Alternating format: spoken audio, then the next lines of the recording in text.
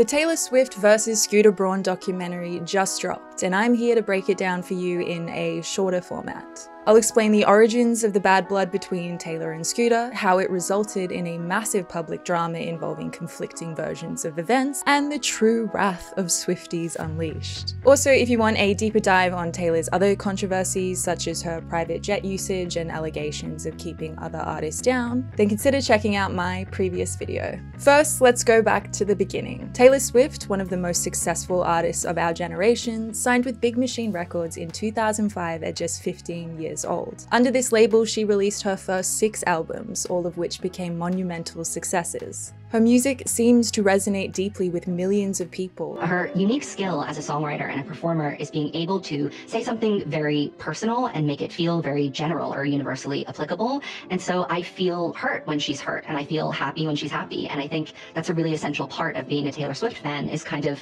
living her life alongside her. She's managed to maintain, that relatable and personal connection with her fans, even when her life has become completely unrelatable because of her wealth, fame, and success. But despite all this, it's not always smooth sailing for superstar Taylor. The ongoing beef with Kanye West also plays a role in this drama and is an element of Taylor's dislike for Scooter Braun. It's Kanye. Kanye West. Kanye West. In 2016, Scooter began working with Kanye West, and Swift and West obviously have drama dating back to the MTV VMAs moment, but it was also intensified during the debate of whether Kanye had gotten permission for his controversial lyric in the song Famous.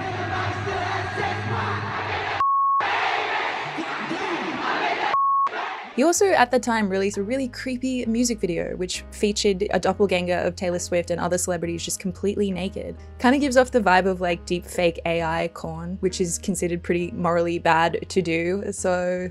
Shame! So this whole experience was deeply traumatic for Taylor, and even Justin Bieber joined in when he posted an Instagram post where he's on a video call with Scooter and Kanye, and the caption was, "Taylor, what's up?" So, that could have seemed like these men teaming up together against Taylor in a misogynistic move. It really did come across to her like they were in a boys' club and they were trying to keep her down. Justin later apologized for this post and his behavior. During this period, Taylor wondered whether Scooter might have had some involvement in Kanye's actions, considering he was his manager, and the drama was ultimately a good career move for Kanye in terms of publicity and promotion for his music. It seems that Taylor viewed Scooter as having something to do with Kanye's behavior. There's a big burst of publicity from Kanye West's new album. All publicity is good publicity, as the saying goes. He's a fantastic individual, and I'm blessed to call him my friend, and he's doing great. Kanye. It's understandable how she might hold a grudge against Scooter for potentially profiting off her misery. She's really hardworking, she's super talented, but she likes to kind of keep score. And she's not above holding a grudge, and she likes to get one over other people. In 2018, as her contract with Big Machine was coming to an end, Taylor apparently tried to negotiate with the company so she could get the rights to her masters. However, these negotiations did not go as she'd hoped. Rochetta says, according to the story here, all right, well, how about this? We'll do a deal where you make another album for me, and then I'll give you the rights back to one of your old albums. And then we'll do it like that, and you make several more albums, and then you'll own your old ones again. She's already been basically a slave to them for 13 years. She's delivered 6 of the biggest albums of all time, and they were using her desire to get her recordings back as some type of pressure point to get more recordings from her. This didn't seem fair to Taylor, and when her contract with Big Machine Records ended, she chose to sign with UMG Republic with a contract that gave her the rights to her masters for all new albums from the very beginning. Get it, girl. On June 30th of 2019, apparently unbeknownst to Taylor, Big Machine Records, along with her master recordings of her first 6 albums, were sold to Scooter Braun for $300 million. This sale didn't just transfer the ownership of the masters, it ignited a firestorm. There's a strong reaction to it online. It was clear that Taylor Swift knew what was coming because she was ready with a Tumblr post in which she attacked both Scott Borchetta and Scooter Braun. Borchetta for basically selling her work out from underneath her, and Scooter for buying it and for just being a bad person, which takes over the news pretty quickly. Like, the sale becomes less important than the fact that Taylor is upset about the sale. In her Tumblr post, Taylor had also said, "Scooter has stripped me of my life's work that I wasn't given an opportunity to buy. Essentially, my musical legacy is about to lie in the hands of someone who tried to dismantle it. This is my worst case scenario. Never in my worst nightmares did I imagine the buyer would be Scooter." She also spoke out publicly at the Billboard Women in Music Awards, where she won the award for Woman of the Decade. Taylor is giving a speech and says, "My music was sold out from underneath me." After I was denied the chance to purchase my music outright, my entire catalog was sold to Scooter Braun's Ithaca Holdings. None of these investors have ever bothered to contact me or my team directly to perform their due diligence on their investment in me. This speech and Taylor's narrative shook the music industry and rallied her fans, the Swifties, to her defense. Throughout this saga, Swifties made their voices heard, flooding social media with support. Their unwavering loyalty showed the power of a dedicated fan base. But there's more to this story than just fandom. Taylor Swift's relationship with her fans is deeply personal and even parasocial, meaning fans feel a strong, almost friendship-like bond with her despite not knowing her personally. For many Swifties, Taylor's music has been the soundtrack to their lives, and they've seen her as a guiding force through their own personal ups and downs. We all are on this planet looking for connection, looking for love, looking for happiness, and she has such a skill at putting those relatable feelings to music that it makes the fans even more feel like she's their champion. You know, when she's singing about something that was truly heartbreaking or sad, you do want to pick up a pitchfork and be like, who hurt Taylor? This intense connection means that attacks on Taylor are perceived as personal attacks on themselves. The Swifties didn't just rally in support, some took it to extremes. Scooter Braun received death threats from a small but vocal portion of the fan base, highlighting the dark side of this intense loyalty. These fans felt a profound sense of betrayal and injustice on behalf of Taylor, translating their emotional investment into aggressive actions. Taylor Swift is dangerous! This situation raises questions about Taylor's role in managing her fans' reactions. Did she do enough to minimize the dangerous threats and hate directed at Scooter Braun? When it gets to a place where there's death threats and there's people being threatened in the manner that I just think it's got out of hand. Some critics argue that Taylor may have intentionally set her fans on him, using this further as a weapon to intimidate, all while maintaining a victim and underdog narrative. Legally, Scooter had the absolute right to buy this asset. The truth didn't matter. She had the ability to rally her fans. Scooter actually did say, "Some of your fans are threatening the lives of my children. Can you call them off?"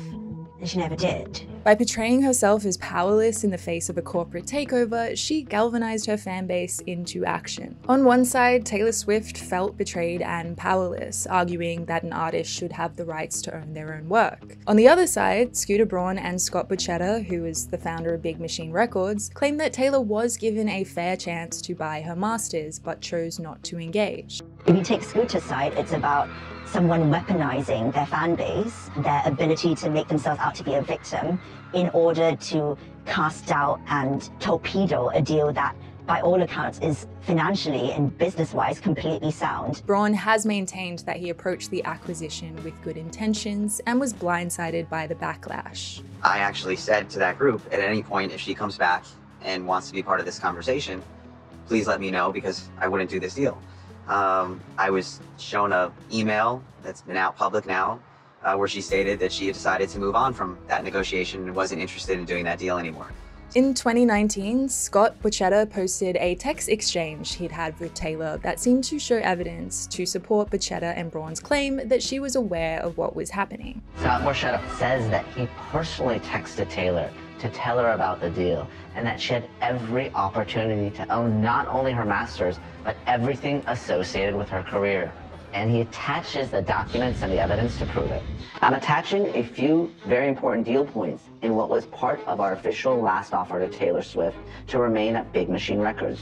Her 13 management team and attorney Don Passman went over this document in great detail and reported the terms to her in great detail. Taylor and I then talked through the deal together. As you will read, 100% of all Taylor Swift assets were to be transferred to her immediately upon signing the new agreement. Taylor's father, Scott Swift, was also a stakeholder in Big Machine at the time of sale and made about $15 million from the deal. This adds a new dimension, and people ask, how could it be possible that Taylor didn't know what was happening when her father was a shareholder of Big Machine?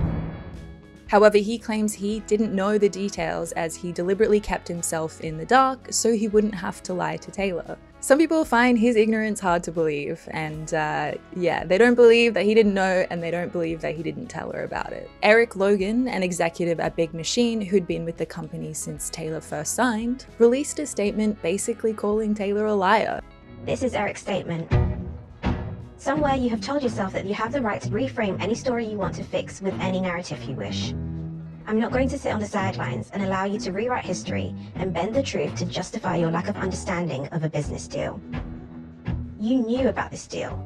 You knew what you were walking away from. So please stop lying.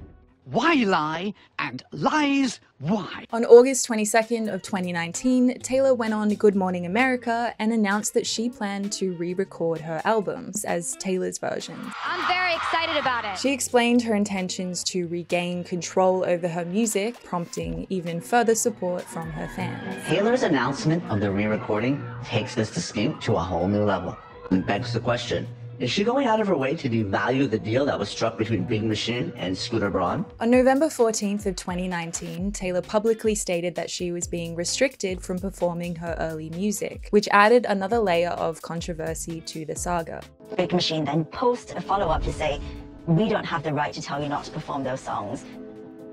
Again, people are starting to think, what is Taylor fudging here? What is the truth of the matter? Why do you lie? In November of 2020, news reports revealed that Scooter sold Taylor's masters to a private equity firm called Shamrock Capital for $300 million, with the caveat that he would continue to profit from her masters going forward. Taylor posted about her disgust in the sale and said she had tried to negotiate with Scooter for the rights to buy her masters, but he'd just sold it off to Shamrock instead. She said she'd be happy to work with Shamrock, but didn't want Scooter to profit from her sales. So fans then began to feel guilty about streaming Taylor's old music because it was indirectly profiting Scooter. And so they started boycotting Big Machine releases and vowed to only stream Taylor's new re-recorded versions of her old songs. There's speculation that Taylor saw a financial advantage in the feud. By not spending $300 million on the rights to her masters, she could instead release, Taylor's versions of her albums, generating renewed interest and substantial profits from these re-recordings. I don't think there is any time in music history where someone went back and re-recorded hit albums